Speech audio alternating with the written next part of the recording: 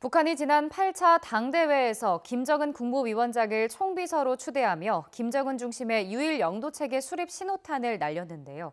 내일 시작되는 최고인민회의에서 김일성 시대 주석제가 부활하는 것 아니냐는 전망도 나오고 있습니다. 보도에 황혜경 기자입니다. 지난 12일 8일간의 8차 당대회를 마무리한 북한이 닷새 만에 다시 최고인민회의를 엽니다.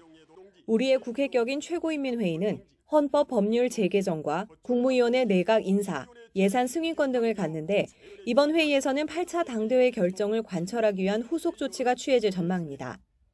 특히 당대회에서 비서제를 부활시켜 김정은을 총비서로 추대하고 유일 영도 체계를 강화한 북한이 정부 내각은 어떻게 개편할지가 관심입니다.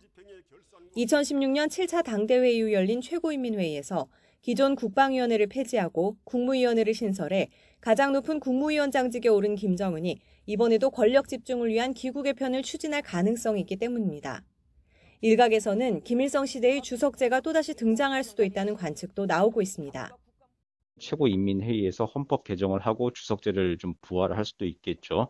김정은 유일 영도 체제를 법적으로 완성하고 선포한다는 의미에서 그리고 지난번에 위원장 직제 없었던 걸로 봐서도 주석제를 부활시킬 가능성은 충분히 있고 아마 좀 지켜봐야 할 것 같습니다. 반면 불과 며칠 전 당 총비서에 오른 김정은 위원장이 무리하게 국무위원회 체제까지 손을 대기보다는 주요 보직 인사만 단행할 수도 있습니다.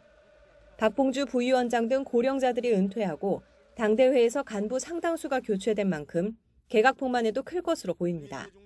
국무위원회 부위원장이 누가 될지, 그리고 김여정이 위원으로 등극할지, 최선희가 위원으로 계속 남아있을지, 나아가서 외교위원회 구성원이라든지 조평통 위원장이 누가 될지 등이 관전 포인트가 될 것으로 분석합니다. 역대 두 번째로 긴 당대회에 이어 기념행사와 열병식까지 새해가 시작되자마자 숨가쁘게 달려온 북한이 곧바로 뒤이은 최고인민회의에서 내놓을 결과물에 관심이 쏠립니다. 특히 다음 주에는 문재인 대통령 신년 기자회견과 미국 바이든 대통령 취임식 등이 이어지면서 한반도 정세에 어떤 영향을 미칠지 주목됩니다. YTN 황혜경입니다.